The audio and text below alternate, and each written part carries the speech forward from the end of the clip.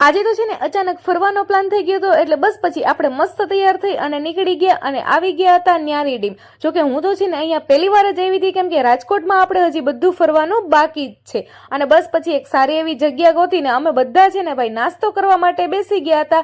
ત્યાં તો છે ને નયનના હાથમાં એક ગલુડિયું આવી ગયું તો એને ગોગલ્સ પહેરાવતા હતા. જો આવા નખરા ચાલુ હતા, છે કોઈ અમારા જેવું. અને બસ પછી મસ્ત સનસેટમાં છે ને અમે ફોટા થોડાક એવા પાડવાનું કામ કર્યું અને પછી ત્યાંથી નીકળી ગયા. અને અહીંયાનું ગાર્ડન મસ્ત એવું છે, પણ અમે તો આખું ફર્યું જ નથી. બસ બહાર નીકળતા હતા ને ત્યાં તો મસ્ત એવા મકાઈના ડોડા મળતા હતા, પણ હા ગરમ બહુ હતા. તો બસ પછી એ ખાવાનું કામ કર્યું અને વળી પાછા આવી ગયા રિલાયન્સ મોલ, કેમ કે થોડી ઘણી શોપિંગ કરવાની હતી.